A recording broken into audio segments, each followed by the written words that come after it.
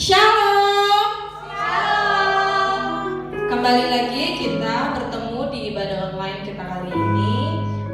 Saya berharap keadaan Bapak Ibu Saudara tetap ada dalam perlindungan Tuhan. Sebelum kita masuk ke dalam ibadah, saya harap Bapak Ibu Saudara dapat mempersiapkan hati dan pikiran agar bisa masuk dalam hadirat Tuhan. Kita masuk di dalam doa. Bapa yang baik, kami mengucap syukur buat segala kebaikan-Mu dalam kehidupan kami. Jika sampai saat ini kami masih ada, kami percaya itu semua hanya karena kasih-Mu, hanya karena anugerah-Mu. Dan pada saat ini Tuhan, kami mau menyerahkan ibadah online kami ke dalam tangan-Mu. Mari Tuhan, Engkau yang campur tangan, Engkau yang turut beserta dalam ibadah online kami kali ini. Mengurapi setiap kami, pemain musik, WL, singer, juga para jemaat Tuhan yang mengikuti ibadah online kali ini Tuhan.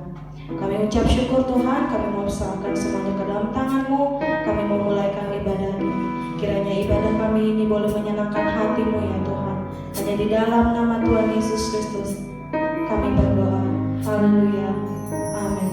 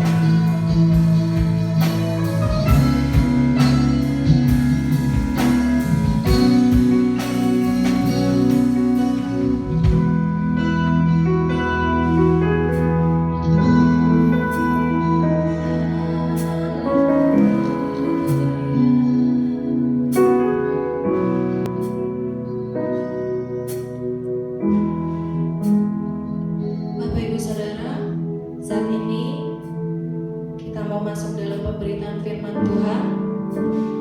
Kiranya Bapak Ibu Saudara tetap dalam hadirat Tuhan. Kita mau angkat lagu pujian pribadi yang mengenal.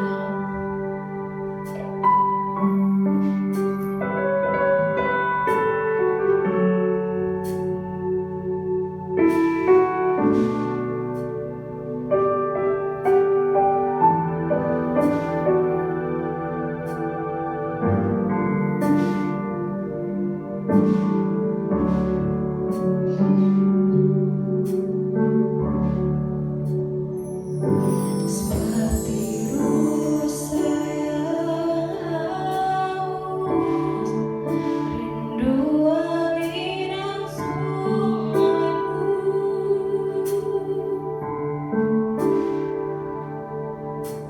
Hatiku tak tahan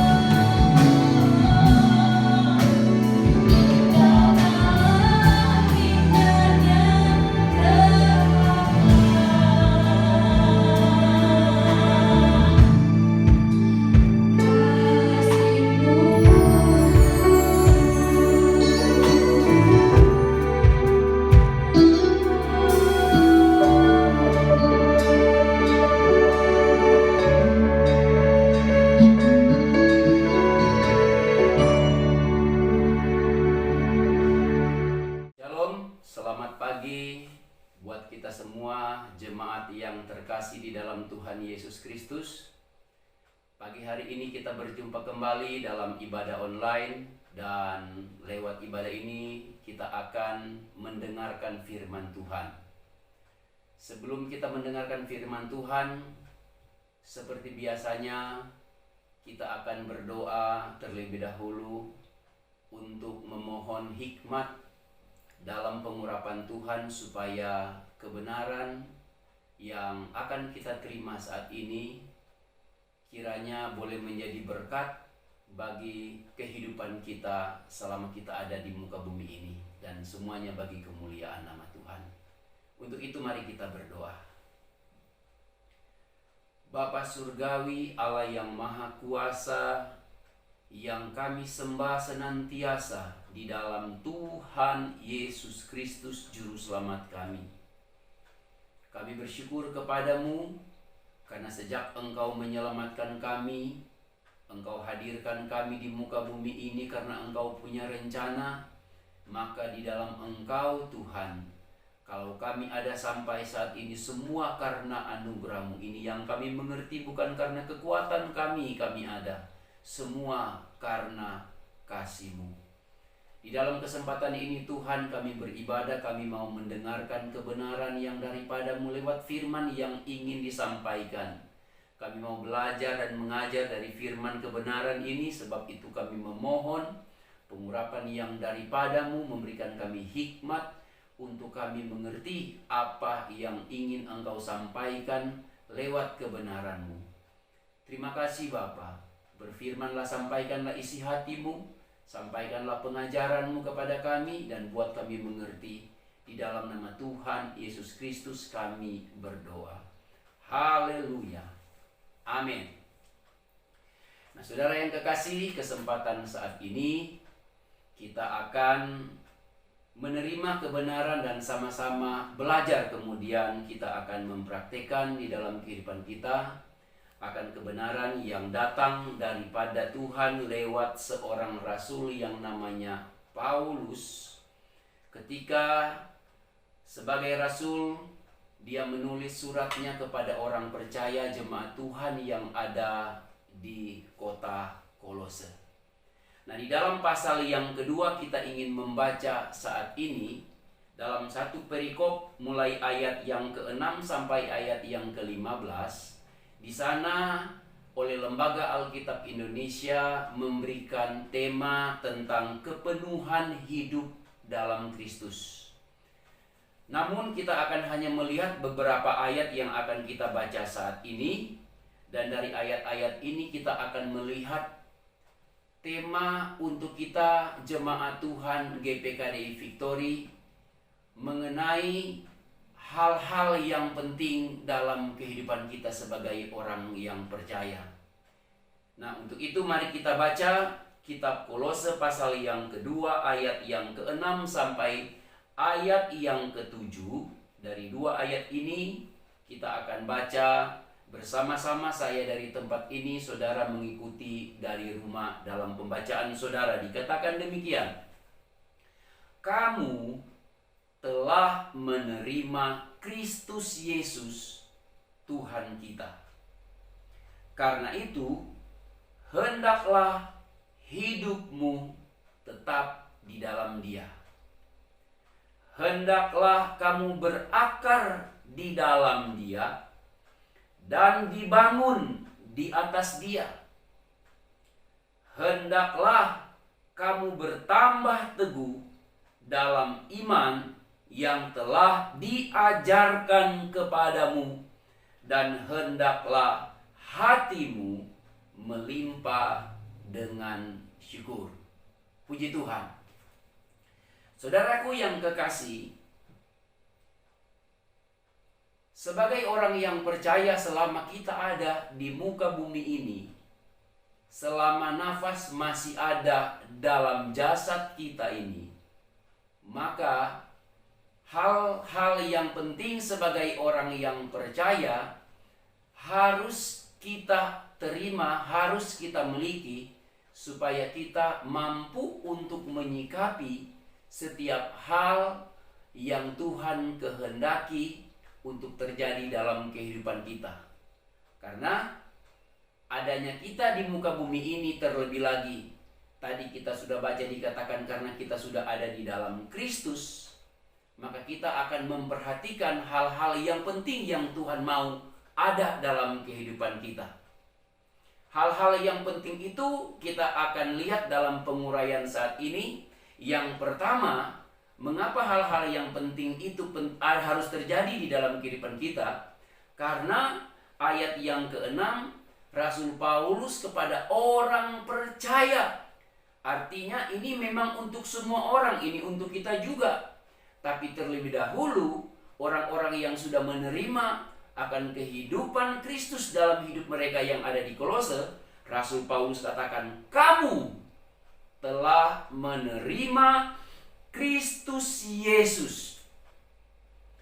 Jadi ada alasan mengapa hal penting yang Tuhan kehendaki harus terjadi di dalam kehidupan kita. Ada hal-hal yang penting yang harus kita perhatikan karena kita sudah menerima Kristus. Sebelum kita lanjut hal-hal penting apakah yang Tuhan kehendaki harus terjadi di dalam kehidupan kita, kita harus lebih dahulu mengerti siapa Yesus yang kita percayai. Ini dulu dasarnya. Baru kita akan belajar lebih lanjut hal-hal yang penting yang Tuhan mau jadi dalam hidup kita. Menurut saudara, siapa Yesus? Kita harus betul-betul tahu. Harus betul-betul mengenal siapa Yesus yang kita percayai, siapa Yesus yang kita ikuti selama kita ada di muka bumi ini. Nah, untuk itu yang pertama, hal yang penting yang harus terjadi di dalam kehidupan kita adalah kita harus mengenal siapa Kristus Yesus itu. Karena tanpa kita mengenal Dia lebih baik dari hari ke hari, maka itu sangat mempengaruhi respon kita terhadap Dia. Itu yang pertama. Kalau orang belum terlalu jelas mengenal saya, maka dalam sikap hidup sehari-hari, mereka dengan saya ada batasan yang begitu kuat, ada batasan yang begitu besar, bahkan ada batasan yang begitu jauh di dalam hubungan saya dengan orang-orang tersebut. Sama seperti dalam sebuah keluarga. Jika seorang di dalam keluarga, entah orang tua atau anak dalam sebuah keluarga, dalam hubungan sehari-hari kurang dekat, kurang mengenal, maka akan berdampak pada sikap hidup masing-masing. Itu sebabnya di dalam kerajaan Allah, maka Tuhan menggambarkan kehidupan kita dengan Allah sebagai Bapa. Ini sama seperti hubungan sebuah keluarga. Dia sebagai Bapa yang bersedia menjadikan kita sebagai anak-anaknya dalam rencananya. Untuk itu, yang pertama yang terpenting sebagai orang yang percaya, yang sudah menerima Kristus Yesus, kita harus mengenal Dia. Yang paling utama, mengenal Dia bahwa Dia adalah Tuhan. Ini dulu. Karena Dia Tuhan, maka sikap kita di dalam iman sebagai orang yang percaya, kita tidak akan takut terhadap apapun. Karena sebagai Tuhan, karena Dia Tuhan, Dia mampu melakukan segala sesuatu. Sebagai Tuhan, Dia menciptakan segala sesuatu dari yang tidak ada menjadi ada. Siapa yang seperti Tuhan di dalam kemahakuasaan? Karena Tuhan, Dia mampu melakukan perkara-perkara yang ajaib di muka bumi ini. Siapa seperti Dia? Karena Dia adalah Tuhan. Tidak ada yang seperti Dia. Untuk itu, dalam hal yang penting, yang pertama, kita harus mengenal Dia, bahwa Dia adalah Tuhan kita. Kalau kita tahu bahwa Dia adalah Tuhan kita, maka respon kita terhadap dia akan menjadi lain dari hari ke hari. Karena kita tahu bahwa dia adalah Tuhan, dengan semakin mengenal akan dia sebagai Tuhan, kita akan semakin mengasihi dia, kita akan semakin mencintai dia, bahkan terhadap semua perintah sebagai hukum-hukum hidup di muka bumi ini, kita akan mudah dan rela untuk melakukannya. Itu yang pertama. Nah, sekarang yang kedua, hal yang penting Tuhan mau terjadi di dalam kehidupan kita sebagai orang yang percaya adalah, masih di dalam ayat yang ke-6 di sini dikatakan, hendaklah hidupmu tetap di dalam Dia. Karena kita sudah menerima Kristus Yesus yang adalah Tuhan kita. Kalau yang pertama dikatakan kita harus semakin mengenal Dia, sekarang yang kedua adalah kita harus tetap di dalam Dia. Kenapa kita harus tetap di dalam Dia? Kita harus ingat Yesus di dalam pengajaran kepada murid-muridnya. Awal-awal dia ada di muka bumi ini dalam kehidupan bersama dengan murid-murid. Dalam Injil Yohanes pasal yang ke-15, ayat yang keempat, ayat yang kelima, dan seterusnya, khusus ayat keempat dan kelima, Yesus berkata begini, tinggallah di dalam aku, supaya kamu berbuat banyak. Kalau kamu di luar aku, kamu tidak bisa berbuat apa-apa. Karena kalau kamu di luar aku, maksudnya Yesus, kamu itu tidak dapat berbuat apa-apa, artinya kamu menjadi kering. Tidak ada dahan atau ranting yang kering yang bisa menghasilkan buah atau bisa mengeluarkan buah. Karena kehidupan kita di dalam Kristus sebagai orang yang percaya, kita digambarkan sama seperti pohon. Bahkan pohon yang berbuah. Yesus diumpamakan seperti pokok anggur. Kita ini ranting-rantingnya. Anggur mengeluarkan buah pada rantingnya. Selama ranting itu melekat pada pokoknya, maka ranting itu berpotensi untuk mengeluarkan buah. Makanya ketika Rasul Paulus menyampaikan pesan ini terkait kepada pesan Yesus, kita harus tetap di dalam Dia. Ini yang kedua. Yang ketiga, ada di dalam ayat yang ke-7, hal yang penting yang Tuhan mau terjadi di dalam kehidupan kita sebagai orang yang percaya adalah penting untuk kita berakar di dalam Dia. Ayat 7 katakan, hendaklah kamu berakar di dalam Dia. Karena kita sudah menerima Kristus Yesus Tuhan kita. Bapa menghendaki supaya kita mengenal Yesus yang menjadi juru selamat dan Tuhan kita.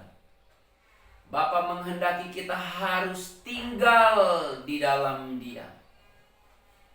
Dan seterusnya merupakan suatu progres hidup. Bapa menghendaki supaya kita berakar di dalam Dia. Saudaraku yang kekasih, kemegahan dari sebuah pohon itu berada pada daun-daunnya. Kenikmatan sebuah pohon terletak pada buahnya. Tetapi kekuatan sebuah pohon itu terletak pada akarnya. Adalah suatu alasan yang dapat kita terima secara logika. Kalau melalui Rasul Paulus, Allah kehendaki, Allah mau supaya kita berakar di dalam Dia. Supaya dengan berakar di dalam Dia, maka memungkinkan kehidupan kita selama kita sebagai orang yang percaya di muka bumi ini. Ketika kita mengalami persoalan, mengalami masalah, maka kita tidak akan mudah tergoyahkan. Masalah tidak bisa terhindarkan. Persoalan tidak dapat dicegah. Banyak hal yang mendatangi kita, kita tidak mau. Tetapi yang tidak akan menggoyahkan kehidupan kita sebagai orang yang percaya adalah karena kalau kita berakar di dalam Dia. Sama seperti sebuah pohon. Kalau pohon itu akar-akarnya tertancap ke dalam tanah, semakin hari dia semakin menjurus ke bawah, berada lebih di bawah di dalam tanah. Maka pohon itu akan memperoleh sebuah kekuatan, sebuah kemampuan untuk menghadapi setiap persoalan yang mendatangi dia. Apakah itu angin? Apakah itu hujan? Apakah itu banjir? Atau ada hal-hal yang lain? Maka pohon itu akan tetap teguh berdiri karena dia berakar di dalam tanah itu. Demikian dengan kehidupan kita. Kalau kita berakar di dalam Dia, maka kita akan menjadi semakin kuat. Haleluya. Sekarang hal yang lain yang merupakan hal yang keempat yang penting harus terjadi di dalam kehidupan kita yang Allah mau adalah kita harus membangun hidup di dalam Kristus. Karena di dalam ayat yang ke-7 dikatakan, hendaklah kamu dibangun di atas Dia. Membangun sebuah kehidupan di dalam Kristus harus berada di atas dasar yang benar. Alkitab katakan khususnya Perjanjian Baru bahwa Yesus itu adalah batu karang yang teguh. Sebagai batu karang yang teguh, maka ini adalah menjadi satu hal yang baik untuk kita meletakkan dasar kehidupan kita. Karena di dalam perumpamaan yang Yesus ajarkan, ada dua tipe orang yang mendirikan sebuah rumah. Ada yang mendirikan rumah di atas dasar pasir, ada yang mendirikan rumah di atas dasar batu. Kita tentunya lewat perumpamaan ini, kalau kita ingat, kita akan mengerti mana kira-kira yang akan tetap kuat, tetap kokoh, tetap berdiri teguh jika suatu waktu datang sebuah pengujian di dalam kehidupan atau kondisi fisik kedua rumah itu. Kehidupan kita digambarkan seperti sebuah bangunan oleh firman Tuhan. Tergantung sekarang di mana dasar kita letakkan bangunan kehidupan kita. Kalau kita sama-sama setuju, ilhaman Roh Kudus kepada Rasul Paulus dari pengajaran ini adalah biarlah kita membangun hidup kita di atas dasar Kristus. Di luar dasar Kristus, maka seseorang, mungkin juga kita, tidak ada membangun dasar yang lain selain di atas dasar yang tidak benar, yaitu di atas dasar yang mudah tergoyahkan. Hanya Dia batu karang yang teguh. Jadi, mari di dalam kesempatan saat ini, saat kita belajar mendengarkan kebenaran, penting untuk yang keempat ini, kita membangun hidup kita di atas dasar Kristus. Apakah dalam sampai kepada tahap yang keempat ini kita sudah selesai? Belum, saudara. Hidup kita harus berdampak. Sebelum berdampak, Allah menyelamatkan kita, membawa kita masuk di dalam Dia, di dalam Kristus. Kita diselamatkan. Ketika kita ada di dalam Kristus, Bapa menghendaki kita yang pertama untuk semakin mengenal Dia sebagai Allah, sebagai Tuhan, sebagai Juru Selamat. Kemudian kita harus tetap ada di dalam Dia, dan kita harus berakar menjadi kuat di dalam Dia. Ketika ketiga hal ini kita lewati, ada potensi kita untuk masuk kepada yang keempat. Kita mulai menyatakan hidup kita kepada dunia ini. Kita membangun hidup kita di atas dasar Yesus. Orang mulai melihat ini kehidupan kita, kehidupan yang berdampak bagi kemuliaan Tuhan. Kita hidup di muka bumi, ingat saudara, bukan untuk diri kita. Kita hidup di muka bumi ini hanya untuk Tuhan. Jadi jika ada bagian-bagian hidup kita yang masih belum berkenan kepada Tuhan, mari teruslah belajar firman Tuhan seperti saat ini. Karena Tuhan mau kita berdampak dalam hidup ini bagi kemuliaan Tuhan. Untuk itu, yang keempat tadi, bangunlah hidup kita di atas dasar Yesus. Karena Dia batu karang yang teguh. Yang kelima adalah hal yang penting dalam hidup kita sebagai orang yang percaya. Dalam ayat yang ke-7 dikatakan, hendaklah kamu bertambah teguh dalam iman yang diajarkan kepadamu. Hendaklah kamu bertambah teguh dalam iman yang diajarkan kepadamu.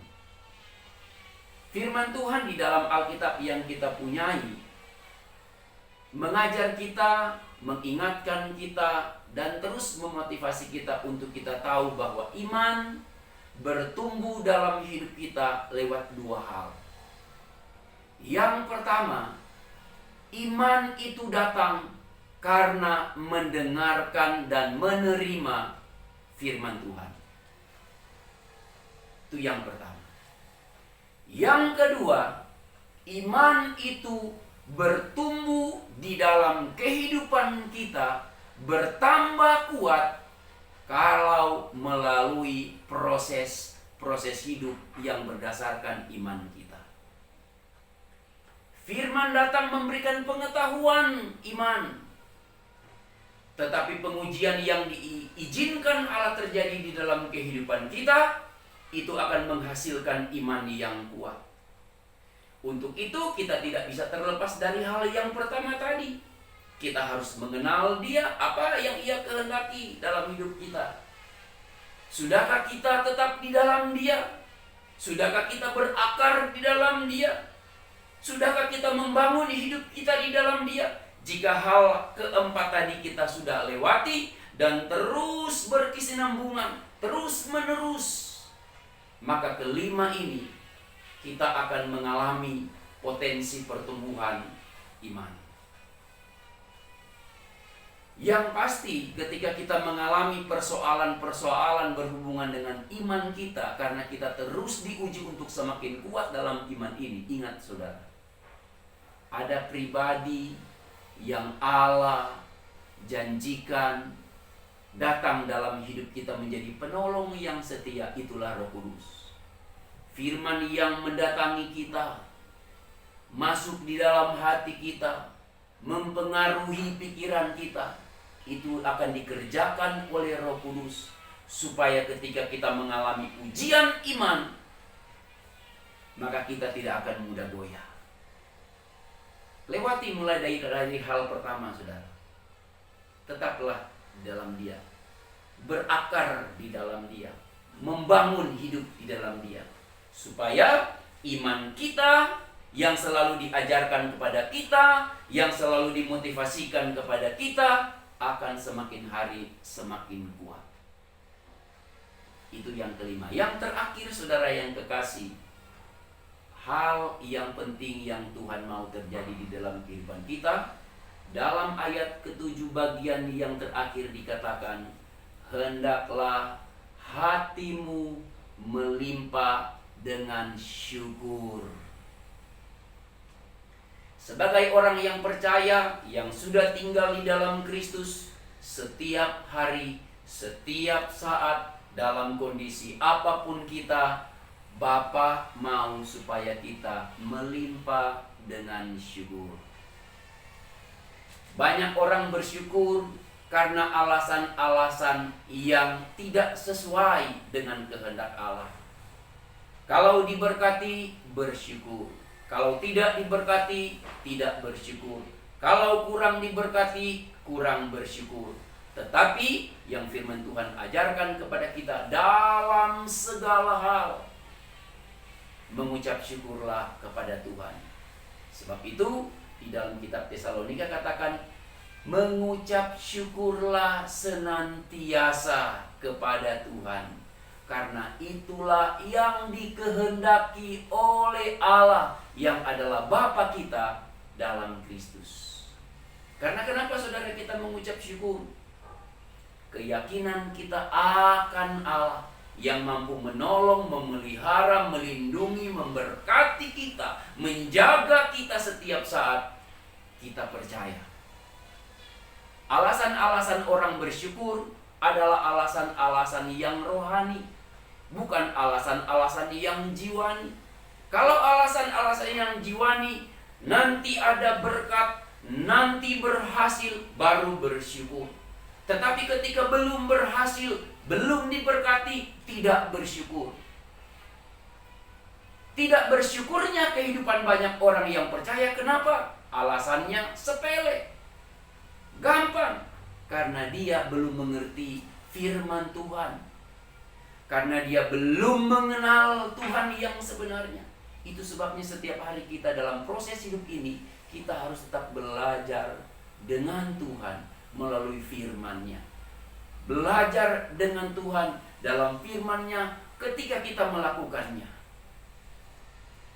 Bukankah yang menjadi visi dan misi gereja kita adalah menjadikan setiap jemaat pelaku daripada Tuhan, firman Tuhan Yesus Kristus? Hanya pelaku firman Tuhan yang akan mempermuliakan Tuhan. Termasuk dalam hal mengucap syukur. Itu adalah firman Tuhan. Itu adalah perintah Tuhan. Maka mengucap syukurlah kepada Tuhan. Yang terbaik dalam hal mengucap syukur adalah bukan karena kita diperintah untuk bersyukur, tetapi karena kita sadar siapa kita di dalam Tuhan. Sebab itu kembali kepada poin yang pertama. Karena kita sudah ada di dalam Kristus, kenallah baik-baik siapa Kristus itu bagi kita. Kristus Yesus adalah Tuhan dan Juru Selamat kita, yang dirancang oleh Allah, yang berfungsi sebagai Bapa yang mengasihi umat ciptaannya. Sehingga ketika kita ada di dalam Kristus, siapa umat ciptaan yang ada di dalam Kristus, dia menjadi anak-anak Allah. Puji Tuhan. Sebagai nasihat bagi kita sekalian dalam kesempatan kita beribadah online saat ini, saudara, perhatikan baik-baik kehidupan kita. Kalau kita sudah menerima Kristus Yesus sebagai Tuhan kita, sebagai Juru Selamat kita, Dia adalah Allah kita, maka perhatikan keenam hal yang penting ini. Memang ini tidak mudah kalau berdasarkan daging dan jiwa kita, tetapi ini akan menjadi mudah jika di dalam roh kita menyerah kepada Allah. Karena kehidupan rohlah yang paling utama akan menguasai dan memotivasi jiwa kita untuk tetap berharap kepada Tuhan, sehingga kehidupan kita semakin hari semakin menjadi berkat untuk kemuliaan nama Tuhan. Ini hal-hal yang terpenting yang Tuhan mau terjadi di dalam kehidupan kita. Ini baru 6 hal. Ada banyak hal yang terpenting. Untuk itu, belajarlah mulai dari hal-hal ini. Kemudian hal-hal yang lain lagi akan Tuhan datang bawa kepada kita, supaya semakin hari semakin kita sempurna di dalam rencana dan kehendak Tuhan. Tuhan memberkati. Terpujilah nama Tuhan. Mari kita berdoa. Bapa Surgawi, Allah yang Maha Kuasa, firman yang hidup Engkau yang sudah kami terima saat ini, di dalam firman-Mu kami belajar, kami bersyukur Engkau sudah memberkati kami. Mampukan kami oleh Roh-Mu, kami dapat melakukan kebenaran-kebenaran ini, mengaplikasikan dalam hidup kami bagi kemuliaan nama-Mu, di dalam nama Tuhan Yesus Kristus, sumber hidup kami, firman kebenaran, kami berdoa dan bersyukur. Haleluya. Sama-sama katakan amin.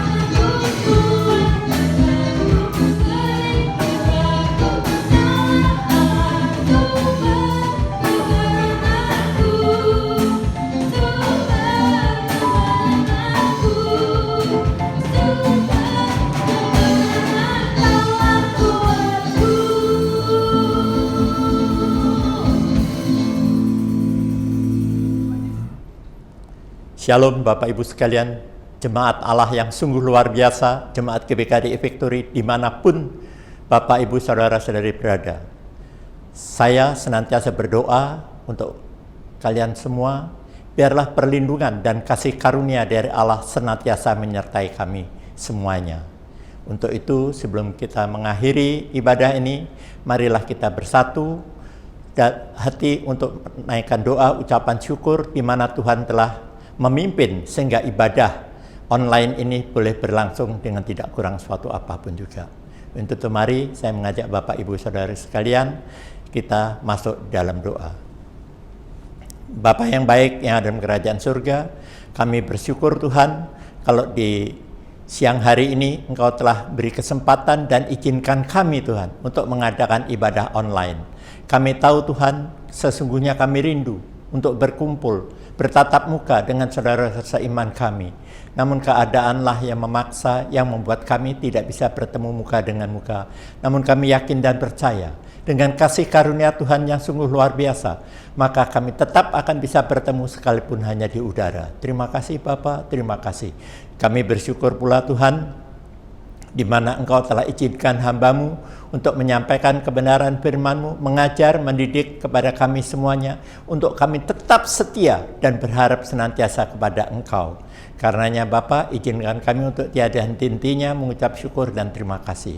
Dan Bapak Ibu Saudara sekalian, marilah kita mengangkat kedua belah tangan kita sebagai pernyataan iman untuk menerima anugerah sejahtera dari Allah Bapa, kasih yang sungguh sempurna dan abadi dari Yesus Kristus Tuhan kita, serta persekutuan Roh Kudus yang akan menyertai, memimpin, bahkan memampukan kami semuanya menjadi pelaku-pelaku firman Tuhan, menjadi hamba-hamba yang setia melayani Tuhan sejak siang hari ini sampai selama-lamanya. Di dalam nama Tuhan Yesus Kristus sebagai Tuhan dan Juru Selamat, kami telah berdoa mengucap syukur dan terima kasih. Haleluya. Bersama kita katakan, amin.